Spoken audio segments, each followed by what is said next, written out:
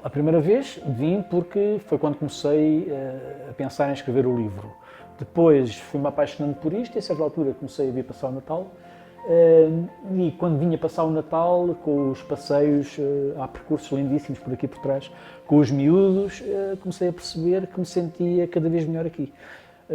Depois penso comprar umas ruínas, isso aconteceu.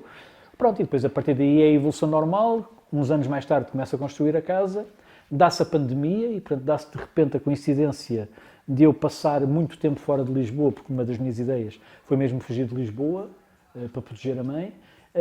E ao passar aqui muito tempo, de repente percebi que era absolutamente feliz aqui e que tinha não só todos os confortos que tenho em Lisboa, em algum caso mais conforto, por exemplo, na minha casa de Lisboa eu de vez em quando tenho frio, aqui nunca tenho frio, sendo isto muito mais frio, e por outro lado, o facto de eu ter andado toda a vida em todas as grandes capitais do mundo, rodeado de pessoas a fazer perguntas, a querer falar comigo, a tirar fotografias, também me saturou um bocadinho e como eu me dou razoavelmente bem comigo mesmo, para não dizer que me dou bastante bem, estava descoberto o segredo para a felicidade não eterna, mas pelo menos durante algum tempo, que é estar aqui sossegadinho, a escrever, a pensar, enfim, a fazer as coisas que eu gosto de fazer, que são muitas.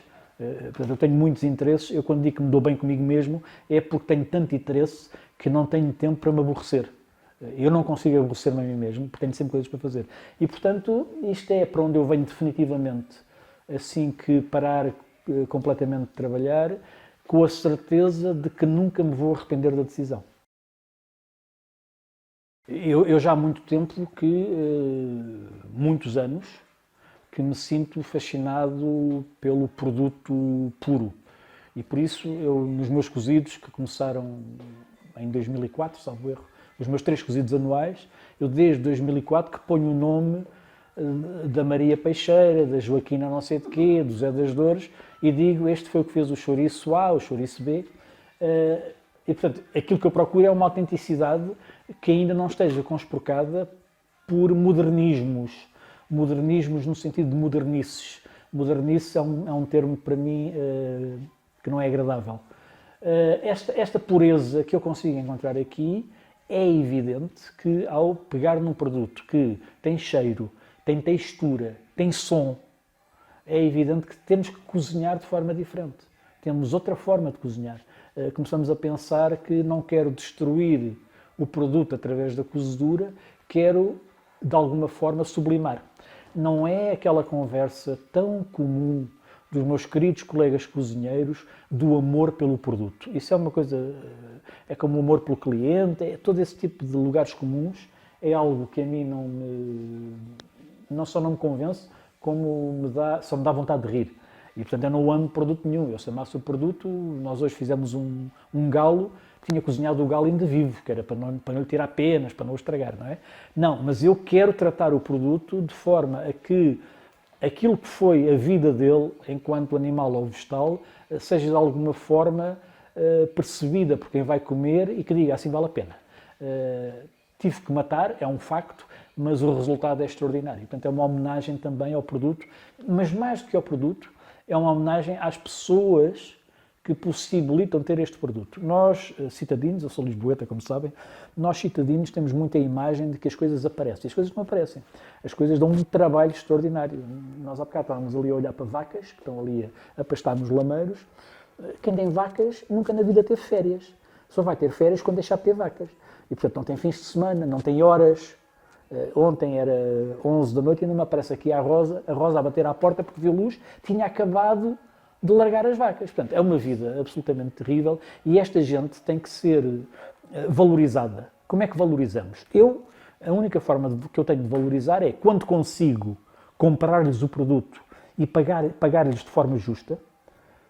É uma das coisas mais terríveis que existe, é queremos comprar barato e depois, como barato e bom não existe, acabamos por comprar barato e mau e pior, e depois tentamos convencer as pessoas que aquilo que estamos a oferecer, que é barato e mau, na verdade merece ser caro e que é muito bom. Não é verdade, é mentira.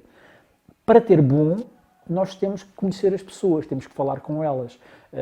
E é o que se consegue aqui. É evidente que os meus produtos é muito fácil, a terra é minha, sou eu que a trabalho, e portanto eu sei o que é que lá ponho. Os produtos que não são meus, eu tenho que negociar com as pessoas que vivem aqui, no sentido de lhes dar um pagamento justo, seja esse pagamento em dinheiro, que não é comum, ou seja, por exemplo, com uma coisa que eu gosto muito de fazer, que é almoços comunitários, ou seja, eu cozinho para a aldeia toda. Eu que em Lisboa levo uma fortuna para cozinhar para as pessoas, aqui na aldeia cozinho à borla. E portanto é a minha forma de retribuir não só a dedicação que eles têm para aquilo que fazem, e que eu também não sei se é dedicação. Também nós temos alguma tendência para transformar tudo em poemas. Eu não sei se é dedicação ou se é pura e simplesmente só sabem fazer daquela maneira. Foi assim que aprenderam, é assim que fazem. Nunca aprenderam a aldrabar e, portanto, é assim que fazem. Se calhar nem é nada de tão extraordinário. Para eles é o dia-a-dia. Mas para nós, que conhecemos outra realidade, é realmente notável haver alguém que se pensa nas batatas, que vai, que é uma coisa que não cabe na cabeça de um santo, à torreira do sol tirar as ervinhas que estão a nascer no meio do milho. Enfim, é um trabalho insano e tudo isso eu consigo encontrar aqui e tudo isso é refletido em mim enquanto pessoa, cozinheiro, escritor, compositor, autor de crónicas, tudo isto é refletido na minha vida. Sim, cozinhas locais. Podemos alargar o saco e chamar-lhe um bocadinho cozinhas regionais, mas mesmo assim é complicado porque esta região tem muitas cozinhas diferentes. Portanto, são na verdade cozinhas locais e em muitos casos são cozinhas de aldeia. Nós não temos, continuamos a não ter a noção da quantidade louca de pratos que ainda estão por documentar. De pratos que se fazem em determinados sítios e que mais ninguém faz, até porque nós temos esse hábito que é muito português e que de alguma forma os cozinheiros decidiram adotar, que é a história do segredo. O segredo é algo terrível, o segredo é o pai do desconhecimento. Da mesma forma que a cultura é o antítese da ignorância, o segredo é o pai do desconhecimento. E, portanto, quando temos segredos, o que acontece é que, de repente, se vão perder coisas. Quando não temos segredos, porque a comunicação tradicional em Portugal sempre foi oral, o erro da comunicação oral permite uma riqueza extraordinária e é essa riqueza que continua ainda hoje por descobrir completamente e que nunca será descoberta. Porque, na verdade, houve muita gente que morreu sem passar aquilo exatamente o que fazia. Não necessariamente por má vontade. No caso dos cozinheiros é mesmo por má vontade. É mesmo por imbecilidade, é este o termo. É mesmo por imbecil. Eu cada vez que ouço um cozinheiro a dizer esse segredo, a minha reação é: és mesmo imbecil. É logo assim. Porque é de uma estupidez, é tudo o que está errado, não é? No caso das pessoas, não, muitas vezes era porque nem sequer ninguém lhes perguntava o que é que se fazia. Porque não querem saber. O valor que nós nas cidades damos à apresentação, aos ingredientes, esta gente aqui não liga nenhuma, só querem saber se é bom. Tudo o resto é indiferente. O que é que levou, como é que está, como é que não está, não querem saber para nada. E, portanto, é também este país, a pelo menos duas velocidades, e provavelmente a 200, mas a pelo menos duas velocidades que a mim, que tendo resultado da idade, a olhar para a vida, não de forma mais azeda, como seria normal, mas de forma mais humorística, começa a achar piada a muita coisa, e principalmente a estas coisinhas assim mais ridículas, mais comezinhas, mais a inveja, é algo que eu acho profundamente divertido. Divertido mesmo, não estou a brincar. Os forretas é outra coisa que eu acho extraordinária. Uma pessoa que é riquíssima e que vive que nem um desgraçado. E, portanto, estas duas velocidades entre a cozinha de cidade e a cozinha desconhecida que está presente por todos os cantos é algo que me fascina. Ao mesmo tempo, tenho a consciência de que pessoas como eu têm alguma obrigação no sentido de recolher e tentar reinterpretar as ideias das pessoas. Não no sentido de fazer igual, porque depois há uma coisa que nós não nos podemos esquecer. Nós somos profissionais, nós estudamos muitos anos, nós continuamos a estudar e, portanto, aprendemos técnicas, temos que as usar. As técnicas não destroem os pratos. As técnicas ajudam a construir o próprio prato. Não a desconstruir, porque isso é uma coisa que é um daqueles termos que me deixa doido, é porque é que alguém quer desconstruir algo que foi tão bem construído. Qual é que é a ideia de desconstruir algo que está bem construído? Para que é que vamos estragar?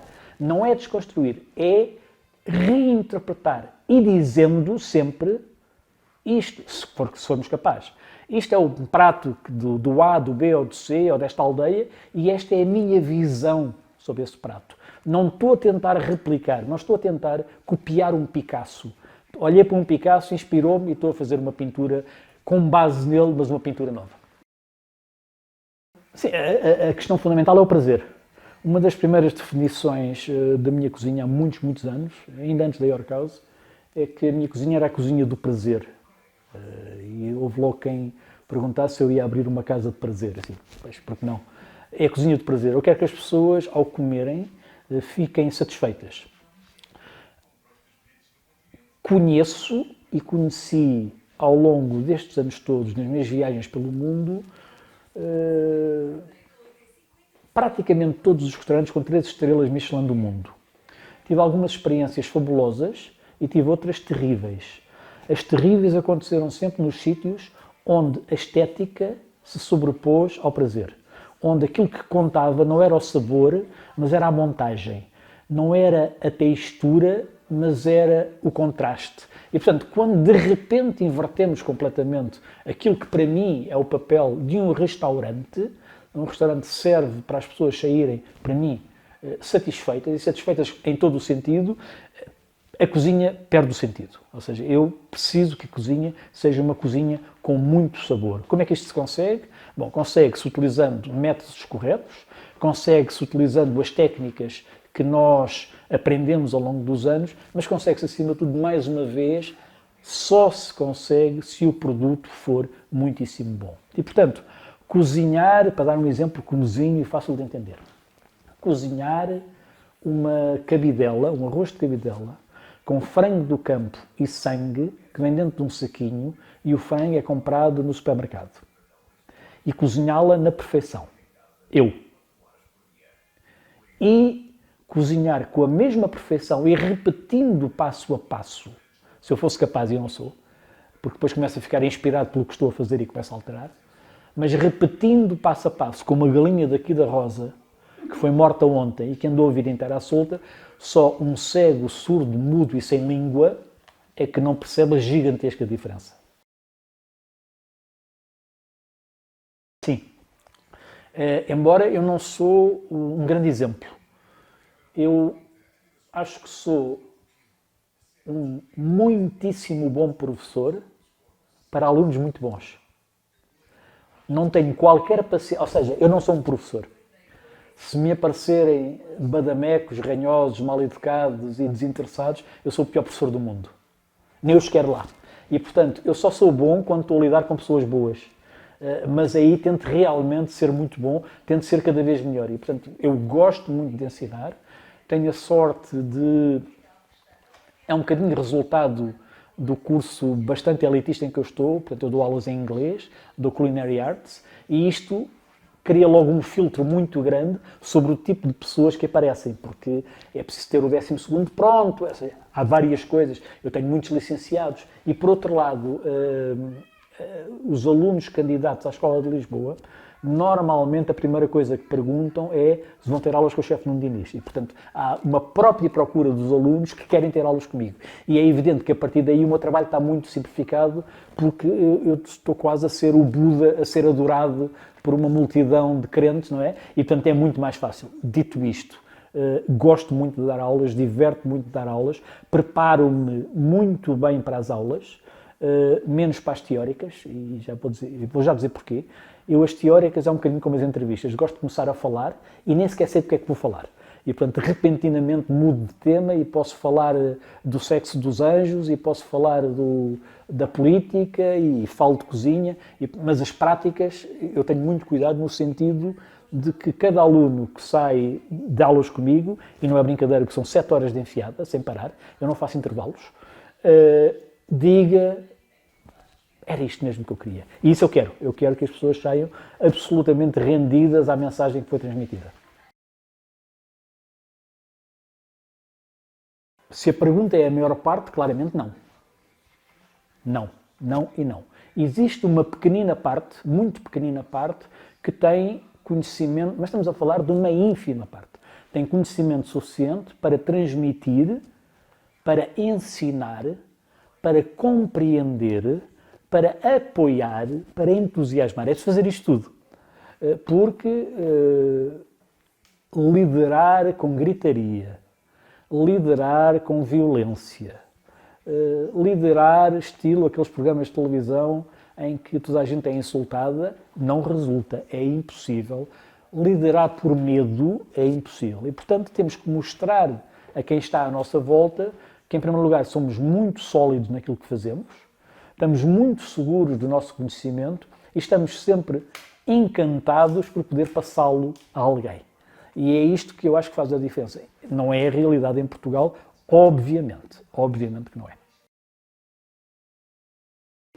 Bom, num prato é muito difícil, mas eu diria que os nossos pratos de bacalhau, as nossas cabidelas, e relembro que pode ser galinha, que é diferente de galo, não é a mesma coisa, mas pode ser coelho, que é como se comia em minha casa, que era extraordinário, pode ser pato, pode ser pombo, e portanto as cabidelas em geral, e os pratos à base de pão, ou seja, dentro desta trilogia nós acabamos quase por conseguir cobrir grande parte, quase a totalidade do território nacional. Agora, estamos a falar, como é evidente, de uma simplificação extraordinária daquilo que é uma cozinha com uma complexidade única, porque quando nós falamos de as pessoas há 50 anos comerem ao almoço uma sardinha, temos que pensar o que é há 50 anos. Temos que pensar que uma sardinha há 50 anos não é uma sardinha hoje. Uma sardinha há 50 anos é uma sardinha fresquinha, para aí com 15 dias de apanhada, que está salgada, que está rançosa, e isto não é necessariamente mau. E aqui é a grande questão. O ranço e o excesso de sal não é mau, é assim. E, portanto, se eu quero replicá-la, se eu quero replicar um prato daquele tempo, e se eu pego numa sardinha que foi apanhada ontem e a apresento num prato lindíssimo, que custou o prato 400 euros, e a sardinha custou 35 cêntimos, e depois vendo o prato por, não sei, 50 euros, porque sou um tipo fino, ou 500, isto não faz sentido nenhum. Portanto, mas vale dizer, isto é sardinha à minha maneira, mas não vou dizer que é a sardinha de ceselha, como se fazia há 50 anos, porque é ridículo. É esta noção do ridículo que me vai... Eu tenho horror ao ridículo. Eu tenho horror a fazer figuras tristes. E eu penso da mesma forma que nos meus tempos de rugby eu tinha horror a perder. E eu acho que é este medo do falhanço que me acompanha constantemente que me obriga a esforçar-me para ser sempre o melhor possível. Eu gostaria que a maior parte, ou que grande parte dos chefes, especialmente dos de nova geração, porque com os mais velhos já é muito complicado, sempre fizeram assim, sempre utilizaram os caldos sintéticos, sempre queimaram as coisas, sempre trataram mal as pessoas, mas com os mais novos, especialmente com os que foram meus alunos, porque esta conversa que eu estou a ter com vocês não é diferente daquilo que eu digo aos meus alunos. Não existem dois Nunos, só existe um. Eu sou aqui igualzinho ao que serei se algum dia for à Assembleia da República fazer, por qualquer motivo que ninguém sabe qual é, um discurso aos deputados, ou como eu falo com os meus alunos. Eu sou assim, não tenho nada, não consigo mudar. E, portanto, esta mensagem que é passada, eu espero, em alguns casos, eu sei claramente contagiou. Eu tenho o ano passado, pela primeira vez, o que é um sinal extraordinário, no final da turma, no final dos cursos, os alunos normalmente fazem um estágio num restaurante e depois enviam o relatório para a escola. E há 3 alunos que dizem que a grande arma da escola é eu estar lá. E portanto, digo assim, isto não me dá prazer? Claro que me dá prazer. Dá-me um prazer gigantesco. E, portanto, mas, ao mesmo tempo, mostra-me que, provavelmente, a mensagem é a mensagem correta. E, portanto, sim, eu não sei, não consigo definir exatamente um estilo que possa dizer este estilo é português, daí a minha tradicional reação, não sei o que quer dizer à portuguesa, mas também não sei o que quer dizer à francesa, e também não sei o que quer dizer à italiana, não sei o que não tenho conhecimento suficiente. Há pessoas que sabem muito mais do que eu e conseguem, eu não consigo. A sustentabilidade aqui ocorre constantemente. O simples facto de as pessoas não produzirem praticamente lixo responde a tudo.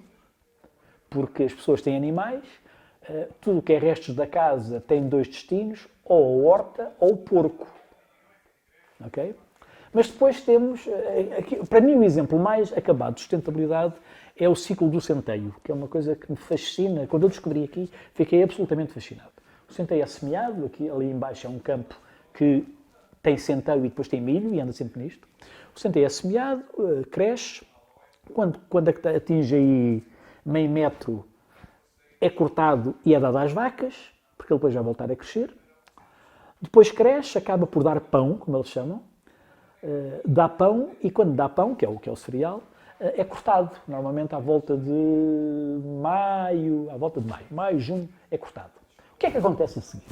Bom, tira-se o cereal, que serve para coisas óbvias, mas tira-se a palha.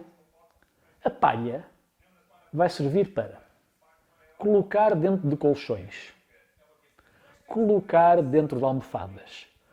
Depois de devidamente ripada, transforma-se em colmo e vai ser, agora já não, mas durante muitos anos, os telhados das casas.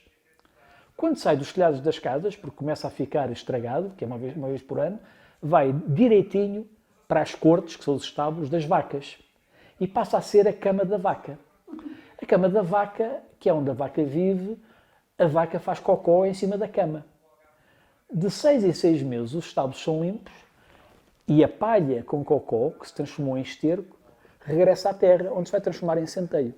Ora, se isto não é sustentabilidade, eu gostava que alguém mais moderno, mais conhecedor, mais sexy do que eu, me explicasse o que é sustentabilidade, porque isto é que é sustentabilidade.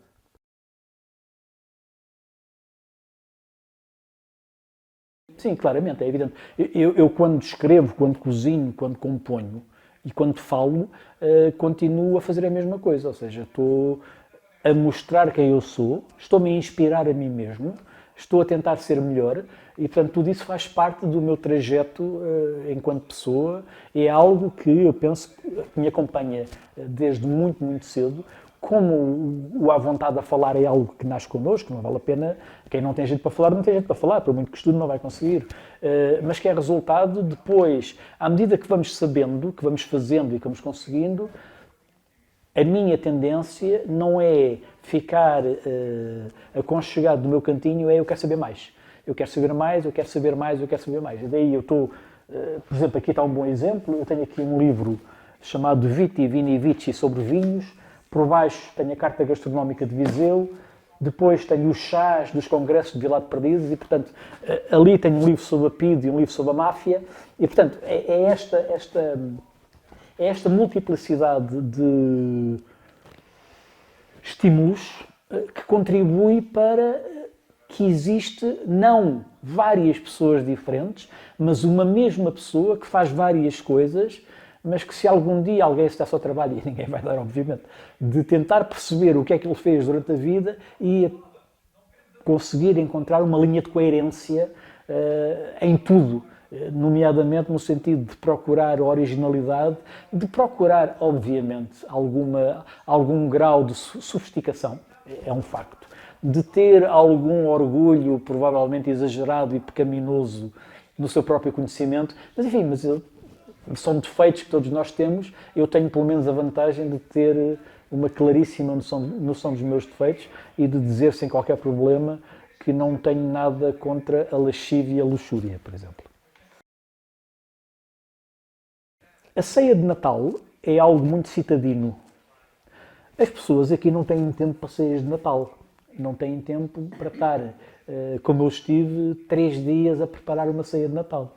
Ou como nós estamos todos aqui no Natal, que 3 dias antes começa a família toda a fazer coisas. As pessoas normais, que trabalham de manhã à noite, não podem fazer isto. E, portanto, quando eu fui perguntando o que é a ceia de Natal? Eles diziam, bacalhau cozido. Mais o quê? Então, mais nada. E vinho. O que é a ceia de Natal? Polvo cozido. Espera lá, mas vocês não fazem nada, não fazem bolos. Aqui não há bolos.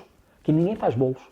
E, portanto, aquilo que eu fiz foi, não conseguindo fazer a ceia de Natal de ceselho, porque não existe, então vou fazer aquilo que eu quero que seja a minha ceia de Natal. E, portanto, o que eu fiz foi pegar em elementos típicos, e típica é uma palavra que não é necessariamente correta, mas vamos usá-la, típicos de determinados natais, como sendo o bacalhau, como sendo a galinha, era muito normal haver canja no Natal, nomeadamente quando havia jantar e ceia. Por exemplo, na quinta dos meus avós, o jantar normalmente era uma canja, porque depois a ceia era quando aparecia o bacalhau cozido, o peru, apareciam essas coisas todas. Portanto, o bacalhau, neste caso foi um galo feito de forma diferente. Depois, as broas que se faziam em casa da minha mãe e que eram sempre feitas nos Santos, no dia de Todos os Santos e no Natal. E, finalmente, uma rabanada, que é um elemento absolutamente fundamental, pelo menos dos natais da minha família. Portanto, aquilo que eu fiz foi, peguei na minha memória e comecei a brincar com aquilo que me diverte, que eu há muitos anos defini como uma memória desfocada. Eu não sei se a memória desfocada é um defeito ou se é um efeito. Pode ser um defeito e ter a ver com a idade. O facto de eu me ter esquecido da maior parte das coisas e de guardar uma memória completamente desfocada daquilo que foi a realidade e normalmente com um toque até mais carinhoso.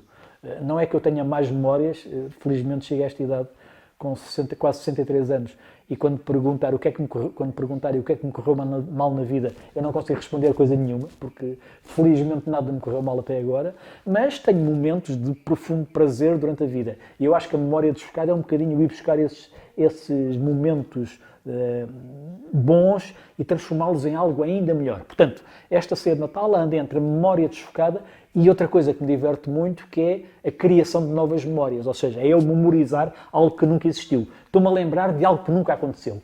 E isto é um exercício que eu faço com alguma frequência e eu sei que esta conversa está-se a transformar numa coisa meio esquisita, mas, enfim, um dia, com o tempo, eu poderei falar sobre esta questão de criar memórias, que é algo que me diverte muito. E é exatamente o que aconteceu aqui. Uma parte memória desfocada, outra parte criação pura e dura, aqui eu junto a palavra criar novas memórias. Comecei a fazê-lo, enfim, eu não consigo, não tenho memória suficiente, a minha memória vai desaparecendo, mas isto é um prato talvez com 14 ou 15 anos, que começou como é que eu consigo, dentro de um prato só, utilizar quase todos os ingredientes que estão nos imensos, 1000 segundo alguns, pratos de bacalhau que existem na nossa terra. E, portanto, tentando não falhar, tenho cebola, azeite e alho, obrigatório. Depois tenho louro e salsa, mais ou menos obrigatório. Depois tenho coentros, depende do gosto. Depois tenho batata, e neste caso batata cannebec. Tenho bacalhau, e utilizei um extraordinário cachaço que compro ao Logrado, que me manda um cachaço de sonho, que é a minha parte predileta de um bacalhau com 24 meses de cura, demolhado por mim em casa. Isto é uma diferença gigantesca. Qualquer bacalhau comprado não podemos comparar, congelado. Portanto, é o bacalhau, tem as línguas de bacalhau. Depois tem maionese, que aparece no Zé do Pipo, e bechamel, que aparece em vários bacalhaus. Depois tem broa, que aparece em vários bacalhaus, misturada com coentros, para quem gosta, e quem não gostar vai comer do outro lado, e gema de ovo. Cá está a aparição do ovo, tão comum no bacalhau, que aqui aparece dentro da gema. Tem azeitonas, não sei se já disse, tem a couve tronchuda, que é a couve normal daqui, e portanto é tudo montado por camadas, vai ser extraordinariamente interessante na boca, é fascinante, porque de repente, principalmente quem tem alguma memória, começa-se a lembrar de muitos bacalhaus que já comeu, e tem esta característica espetacular, eu faço sempre uma quantidade muito exagerada, porque depois de feito 3 dias no frigorífico e reaquecido, transforma-se, esse sim, num manjar digno de qualquer Deus que seja para ser levado a sério.